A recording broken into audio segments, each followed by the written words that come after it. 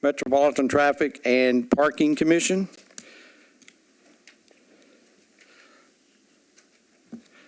We don't have a quorum today, as people can see. It must be spring break week and everyone else is in Florida but us. So, but what we're allowed to do is we're allowed to have a informational meeting, and we have 2 items on the agenda where we're going to have a discussion, and that relates to sidewalk vendor regulations and smart parking management.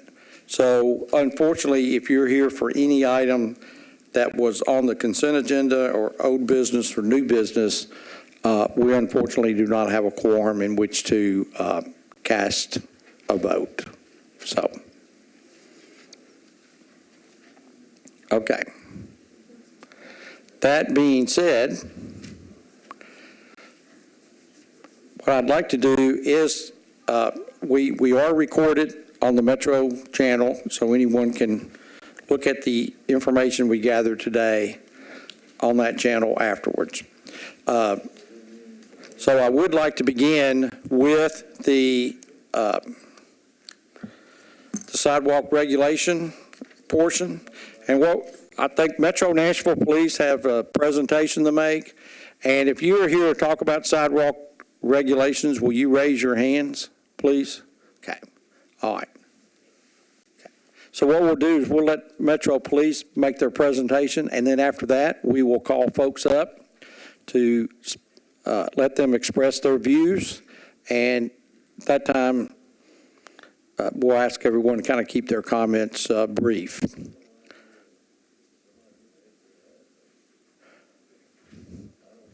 So if you all would step forward, please. Sit down, turn on your mic, and state your name for the record.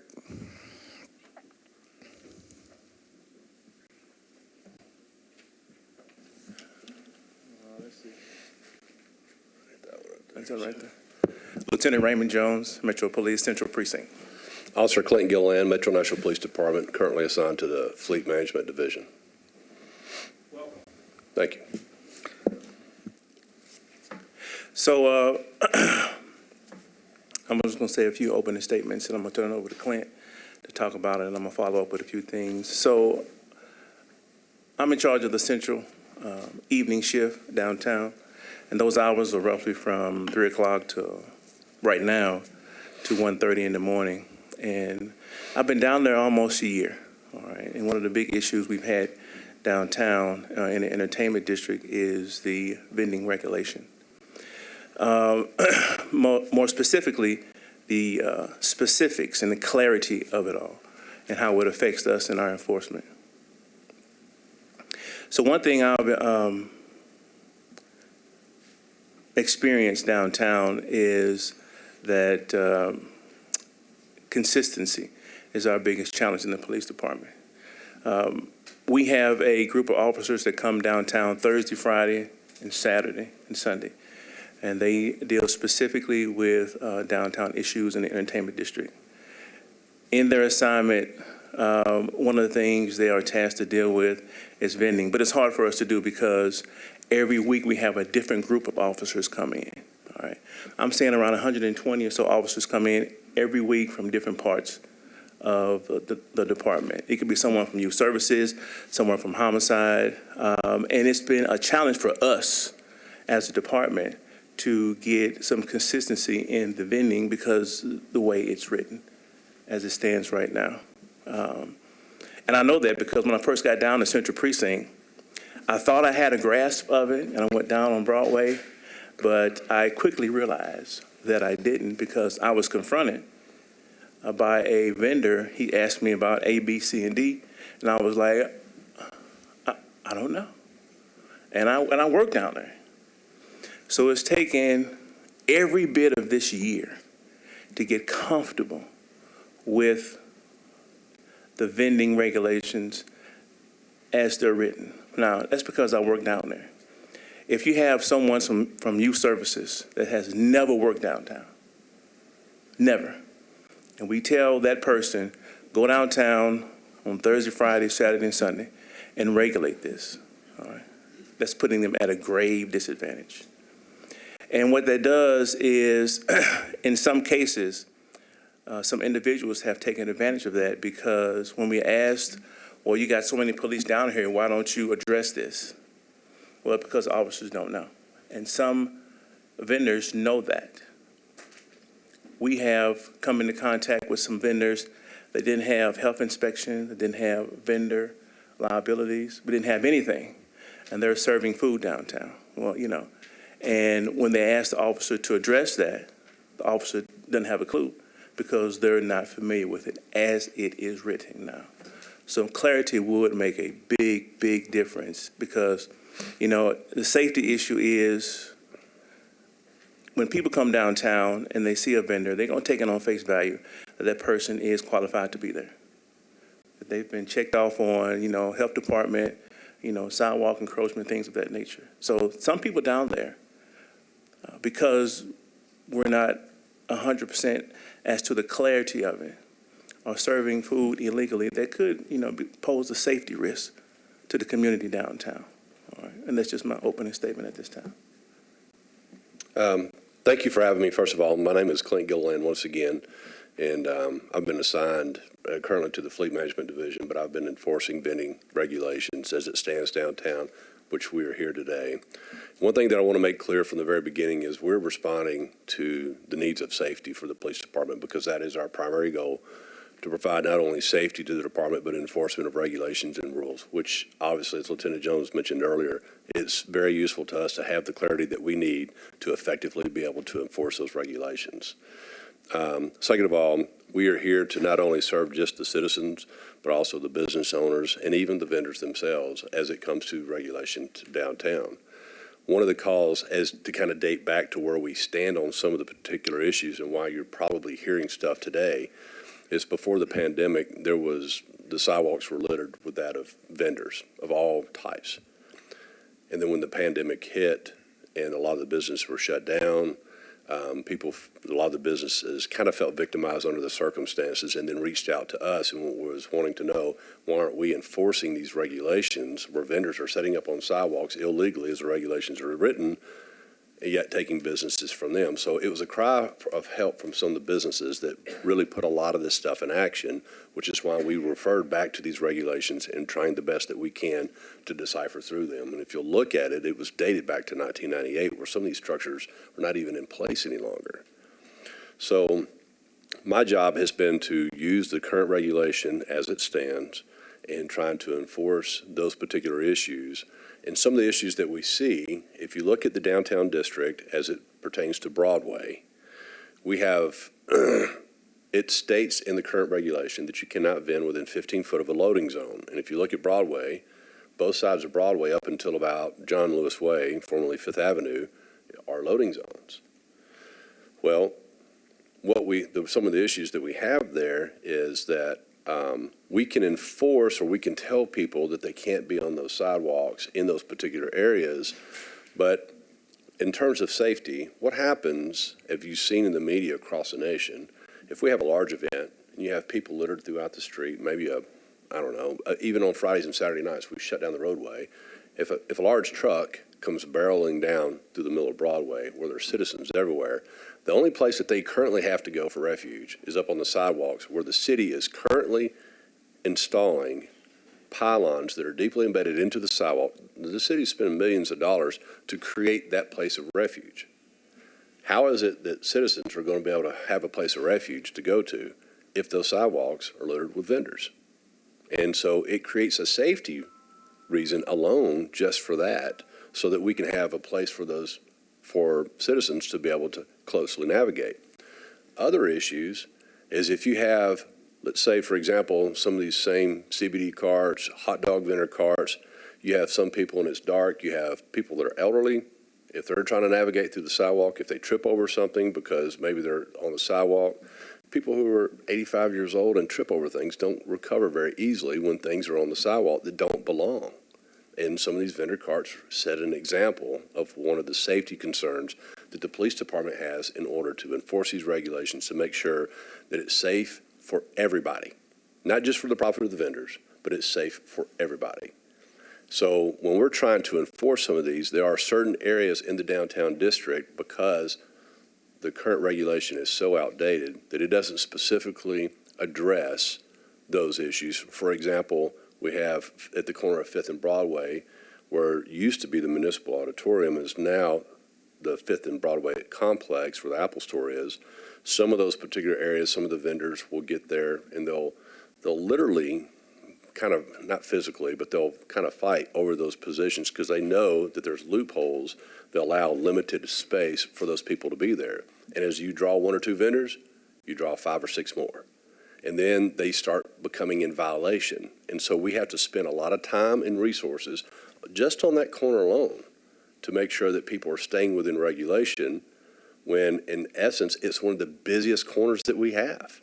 It's right across the street from Bridgestone, where you have the Predators, you have different types of concerts, and it is flooded with folks, and they're having to walk around the vendors that are in that particular area. And then right up the street, we have Hume Fogg, which is a school, and so all that particular area is very specific to downtown, but it's also very intensive for the police department to try to maintain and try to interpret and trying to regulate all the different types of vending issues that we have in the Broadway area. Thank you. Appreciate y'all coming down. And I know we're going to hear from some other folks. Did you have a question you want to ask, Ms. Woods? Yes. First of all, thank you both so very much for coming and for your service and leadership. Thank you. We appreciate what ma'am. you all do. Yes, ma'am. Will someone be available after the other commissioners have seen this if there are more questions, will you all be able to come We'll back? absolutely make ourselves available. That's what we do. I think kind of our rough plan for the sidewalk regulations was to have a hearing like today, and then work on drafting revisions to the current plan, present those to the commissioners so that we can again have input from others about those potential changes. And then, we might have another hearing before there would ever be an adoption of the rules. But I just want to let everyone know our process is to try to hear from folks.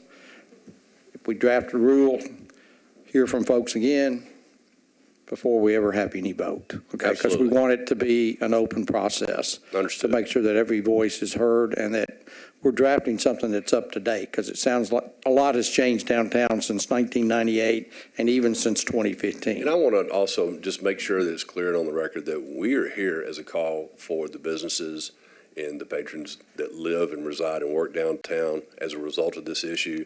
This is not something that we just come to you as a problem. This is something that we came to you as a response to the issues that were brought to our attention. So we're trying to address the complaints and the safety concerns. Well, thank you. Appreciate it very much. All right. I know there's some other folks here to speak to this issue. If you'd raise your hand, please, if you'd like to come forward and speak.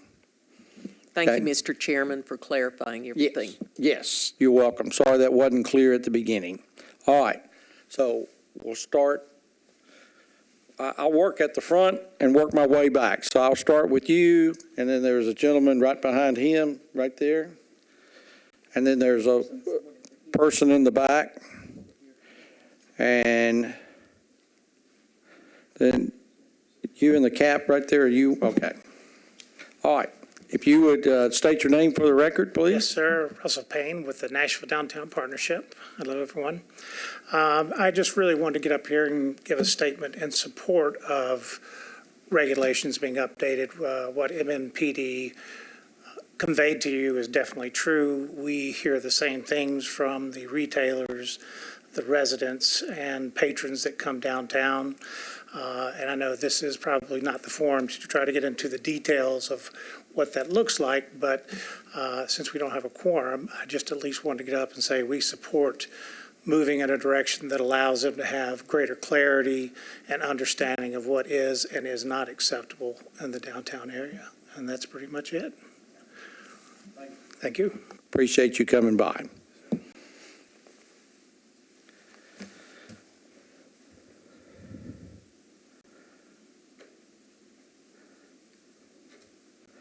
Turn on on the mic and state your name for the record, please, sir.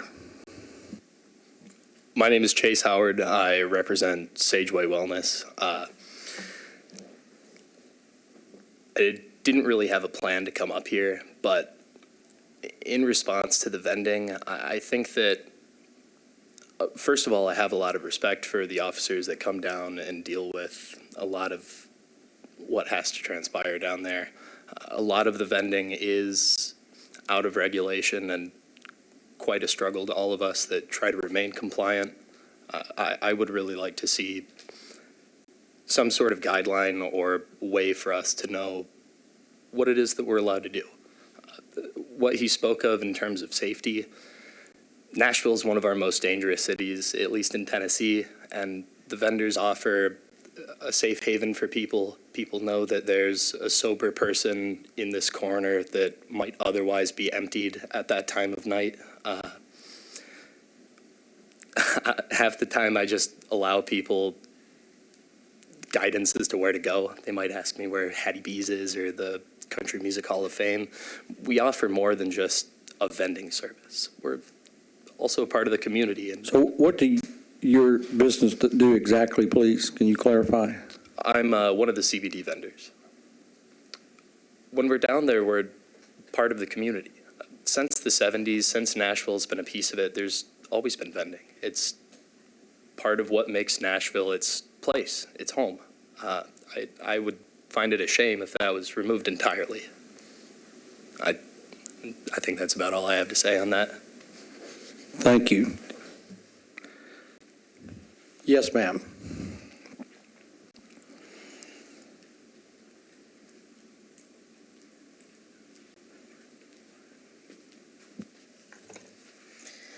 Good afternoon to everyone.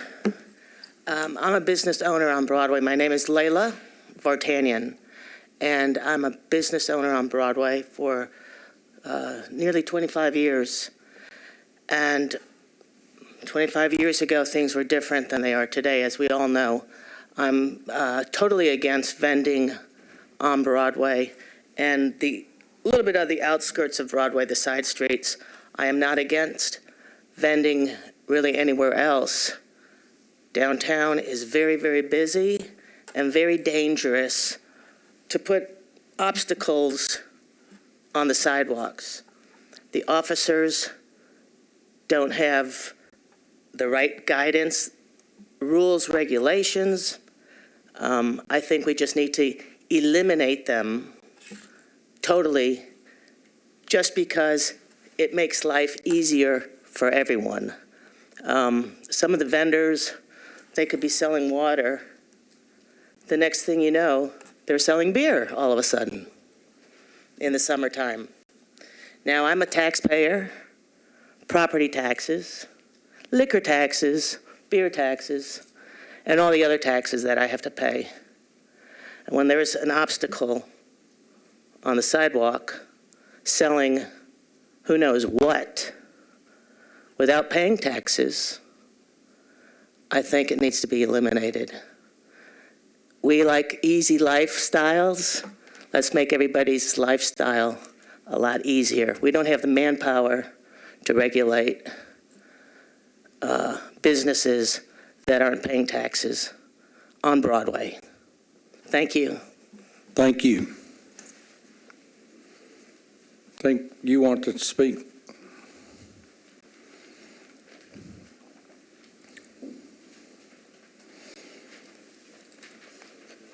My name is Matthew Edwards. I'm with Date Night Vending.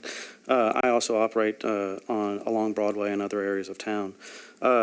One of the main issues that I wanted to speak to is the fact that the definitions are antiquated. We're dealing with, and it's evolving. The city has put up, as Officer Gilliland spoke to, the intent to put up barriers or pylons. Right now, it's just solid barriers. So how is that area defined? You've extended the sidewalks, but those aren't sidewalks, but we're going to define the current regulations 15 feet from a loading zone that is obviously not a loading zone 24 hours a day. They're shutting the streets down at night.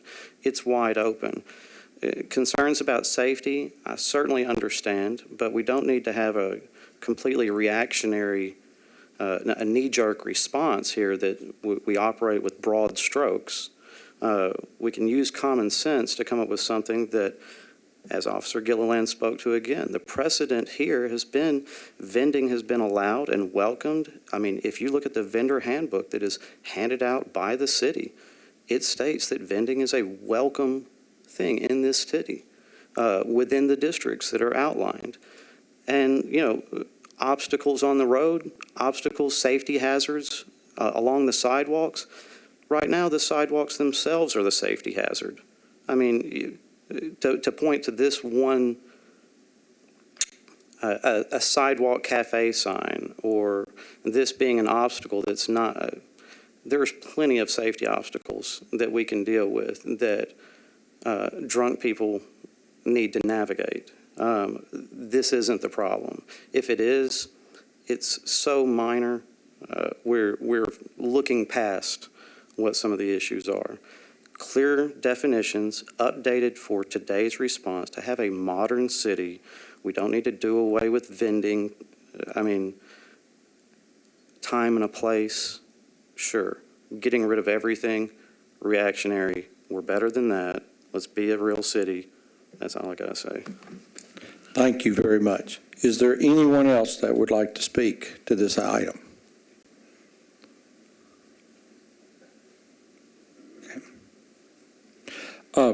Quick question. Where is the designated zone for vending downtown? I'm not sure I can answer that. I can give you background on the authority about that. There may be NDOT staff here who can answer that. But basically what it is that the Metro Code contains a provision, 1308-040, B6K, I believe it is, and that delegates to this commission the authority to adopt the sidewalk encroachment regulations, which was done, as you pointed out, originally in 1998, amended in 2015, and amended again actually in 2017. The copies that y'all have and what's on the screen doesn't quite reflect those 2017 amendments, but the commission deleted Section 8 and all of the provisions about signs and sandwich boards from that set of rules in 2017 because they were deemed to be an obstacle to pedestrian traffic. And also, I think because some of the provisions in the regulations were figured out to be somewhat inconsistent with some code provisions which would have prevailed over them. So we just took them out. The way that they would determine where on Broadway vending is allowed is based on many, many factors under current regulations as the officers were describing. So they have to take into account all kinds of clearances. So let me take a step back and point out that what is really regulated is a stand, because a stand is considered to be an obstacle to the pedestrian right-of-way. So a stand is defined as any table, bench, booth, rack, hand cart, push cart, wagon, or any other item or device which is not required to be licensed and registered by the Department of Motor Vehicles and is used for the display, storage, or transportation of food, beverages, goods, or merchandise offered for sale by a vendor. So anyone who has a stand is subject to these regulations. If somebody doesn't have a stand, like I'm thinking of like at big sporting events, you see the guys who have the kind of containers that strap over their shoulders with beverages or food that they sell directly, walking around to different patrons with. Like if someone was selling off of their own person and had no stand, and I think a stand is a very broad definition. I think even a blanket could be a stand. But if they are just selling off their own person, they're not required to be regulated at all. But assuming that we are talking about a stand, then they do have to take into account clearances from all different types of kind of uses of the rights of way. And for example, And they have size limitations for the stands themselves. They can't be near driveways or entrances to adjacent buildings. They can't obstruct sight distance for drivers. They can't use stakes, rods, or support poles, or any method of pole that's required to be drilled or driven or fixed in the pavement in any way. They can't be, of course, on the road itself. They also have to be 15 feet away from other stands. They have to be 15 feet away from any fire hydrant, fire escape, bus stop, loading zone, parking meter, or intersection curb radius return, doorway, driveway, any emergency fire exits, 1,000 feet from a school ground during school hours. And then there's also another code provision, Chapter 632 of the code, that places a specific prohibition on, I think it's like peddlers and hucksters, is what's called, during the hours when an event is being held at certain venues downtown, like the Bridgestone Arena or the Municipal Auditorium. So there's really a confusing array of different factors that you have to measure. And I believe at some point, and I'm kind of looking to NDOT staff, that some of NDOT staff went down and measured a lot of those distances and clearances on Broadway specifically, and what was left might be the available spots, but I don't think it was much. I think most things fell within one of those clearance distances. Because I was downtown Saturday night, and I saw a hot dog stand in front of kind of the 5th and Broad Center, and then I saw a table vendor. It looks like they were selling, looked like CBD. So those were the ones that I saw. That 5th and Broad, is that generally where they set up? Police? Because I didn't see any other ones walking once I got past 5th. Everybody's been ticketed for being everywhere else. Everybody's been pushed up there. Can I take a moment to help explain? Hopefully I can clear some of these issues up. As she mentioned before, the different regulations that were being used to enforce these rules. As you look at, once again, the areas that are restricted pretty much covers all of Broadway except for particular issues right there at 5th and Broadway. But then again, one of the provisions of the regulation says that you can't be within 15 foot of another vendor. So when you start to try to crowd people into that corner, they become in violation. And so it's been stressed to me by some of the business owners that in order to, it's taking business from their businesses, which has been one of the biggest concerns why they have been kind of putting pressure on us to enforce the rules as they are written. And so furthermore, when we're trying to enforce these rules and regulations, we're having to go based upon, like she indicated, some of the antiquated information that's been put on to the regulations written back in '98. So as a police department, I know Lieutenant Jones mentioned earlier, right now, if you're going to enforce this, if I have a sex abuse detective who's used to interviewing children of crimes and they're downtown having to work EDI on a mandate and they're having to look at these rules, they have no idea what they can and can't do. There's nothing that's plain enough black and white for any officer to step in that position and go, your job is to enforce these regulations and this is what it says black and white. As a police department, at least from our perspective, that's where I think we can clear up a lot of these problems. It's been suggested to us in different forums that if as Broadway in itself is eliminated for that particular vending, that's what some of the businesses have stressed to us. The vendors have said, well, why can't we be here too? The counter argument to that is Davidson County is 365 square miles. Why is it that only Broadway you feel like you can vend when there's other areas? But that's obviously because it's a high population area, and that's why we're having such a back and forth battle between the businesses and that, of course, the vendors. And that's why we're also having problems with trying to just regulate it square across the board for everyone to understand.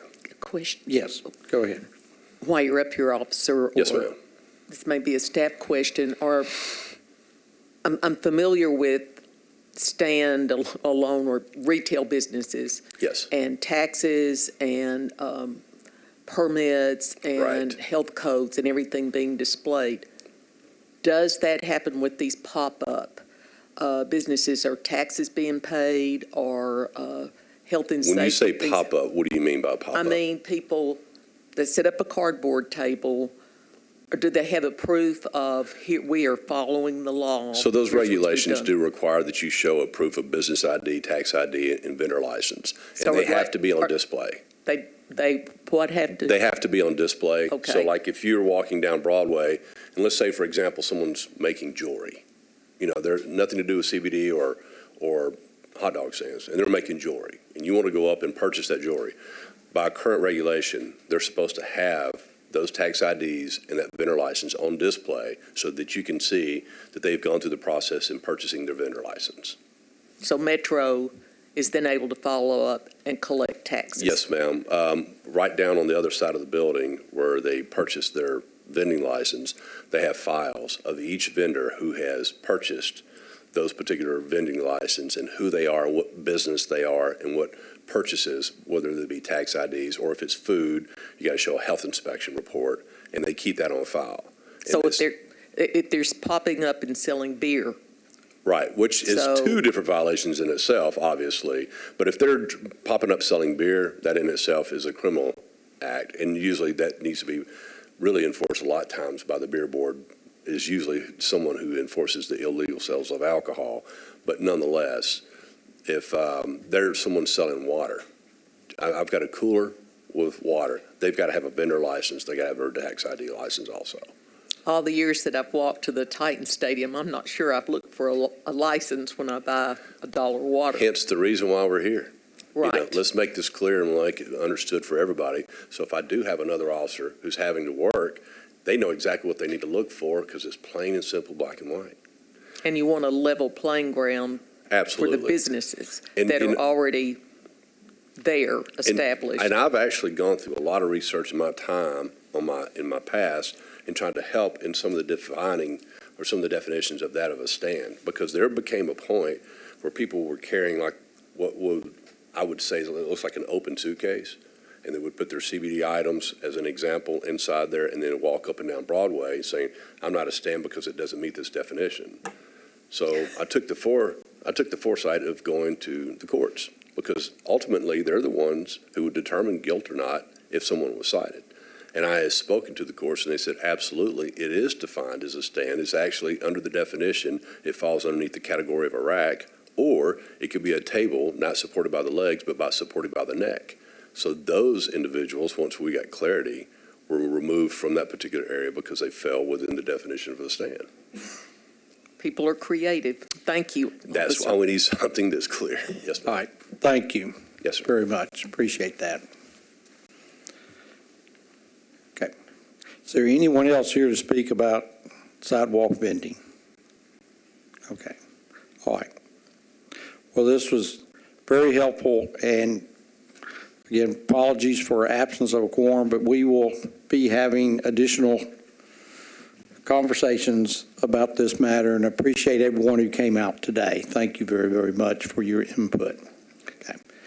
I understand, staff, that there was Yes. someone here maybe to speak about Charles E. Yeah. Davis, even though we cannot vote on it today. Yes, I know Walk Bike Nashville's here, and also some members of the community are here, so I'd like to give them, they'd be given the opportunity to speak about Charles E. Davis and some of the improvements that have been made in that area and some things. I know we have no quorum for voting, but I want to be respectful since they made the trip here. Since they came, we'll do that, Yes. and then we'll go to smart parking. So, Yes. It is on old business, D. yes, Charles E. Charles E. Davis. Because there was a request, I think, for an all-way stop, but there was, Correct. since of what other improvements could be made. Okay. Y'all make sure you state your name for the record and speak clearly. Hello, good afternoon. My name is Kathy Carrillo, and I'm with Walk Bike Nashville. I'm Albert Batts. I live on Charles E. Davis. My name is Megan Brynick. I'm with Walk Bike Nashville. Yeah, so originally we had sent in the appeal to ask for stop signs along Charles E. Davis, specifically around Cannon and Payne Street. We are super appreciative to this commission, and specifically the conversation we had at the last meeting, where we were actually able to have some of the NDOT people come out to a barbecue and meet with some of the residents like Albert to talk about alternative possibilities instead of stop signs. And so, yeah. Yeah, I heard of flashing lights on Charles E. Davis. I see everything else you'll put like crosswalks and humps in the road. That's good. But I think if you put some flashing lights up, it would kind of help out a little bit more. Considering you got kids and stuff running around. So we're just trying to keep our eyes open for the kids. Because, a lot of people out there don't pay attention to what's going on. So. Yeah, so based off of the conversations that residents were able to have with members of staff and other members of NDOT, they have decided that if staff would like to put forward a recommendation to put in flashing beacons, they would be more than happy to support that, with the understanding that there's going to be community education also that needs to go along with it, that of course Walk Bike Nashville would participate in to make sure people know how to use the flashing beacons, and also just as residents who have been working on this project for a while, making sure that they are effective and that they are useful and that. So I know during the last meeting, Councilwoman Henderson had made a motion to kind of try to figure out what the recommendation would be. So today we're here to talk about, the positive things that could happen when we have the chance to talk to people person to person. So yeah, and thank you to NDOT and staff for that opportunity. Thank you. So it sounds like we may be moving towards a good solution. Yeah, I had fun at the barbecue. So it was great to get out there and talk to members of the community who live there and hear their perspective on things. So yeah, we always need to do that, and Walk Bike Nashville is a great partner for us to work on that together. So yeah, I feel like we have some good things to come as far as deployments at that location. Mm-hmm. Well, great. Thank you very much for coming. Of course. Really appreciate your input. Thank you. You all are an example for the rest of the country about coming together. Well, I mean, and just as a quick comment, the prior conversation, I think, solutions like this are also good for any conversation, right, of getting both sides and trying to figure out a common solution that works, right? So, yes, much looking forward to continue conversations for sure. Thank you so much. All right, you're welcome. That's what we strive to do. Okay, I think the next item is an update on the smart parking management.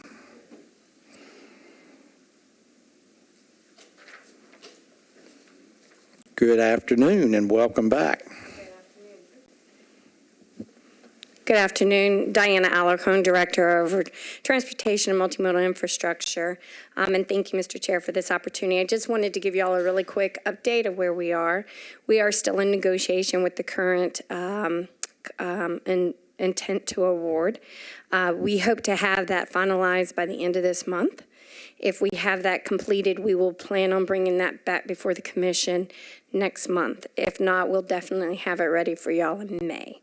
And then after your approval or any conversations we need to have after that, we would actually then move it forward to council for their approval of legislation.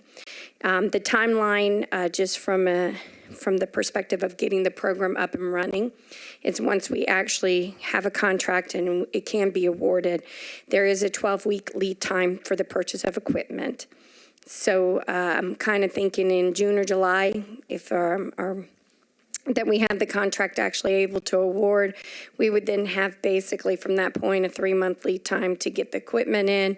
That'll give us enough time to actually do the parking program planning, as well as to start communicating out to folks.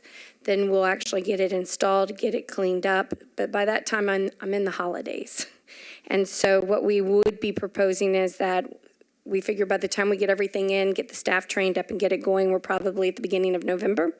So we want to do over the month of November and December what I refer to as a soft opening, which is where we would actually be going about and giving out the citations, but it would be a warning, not a punitive.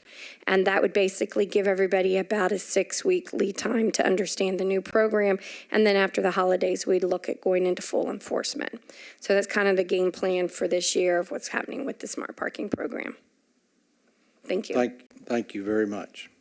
So I imagine since you're in negotiations, there's probably very little that can be said other than that, but thank you for the Yeah, I can't discuss the actual negotiation part, Yes. but if you want to talk about the program, I can discuss that in a little more Well, detail. you have targeted areas that you're kind of planning to start as far as the rollout goes? It would be the entire central business district, sir, Okay.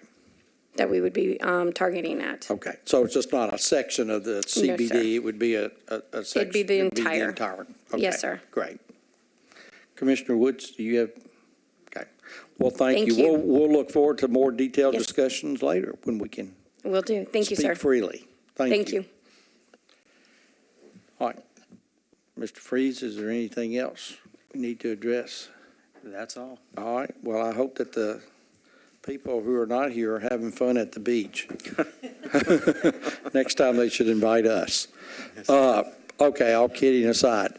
All right, but I do want to thank everyone who came to speak. It is very important to get citizen input. This is your city, and we're here to try to make the city a better place to be. So thank you one and all, and I'll make a motion to adjourn. we are adjourned.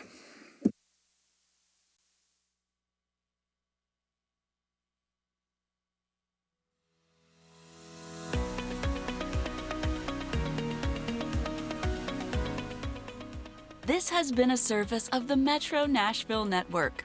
If you would like to see this presentation again, or for more information on this and other programs, visit nashville.gov.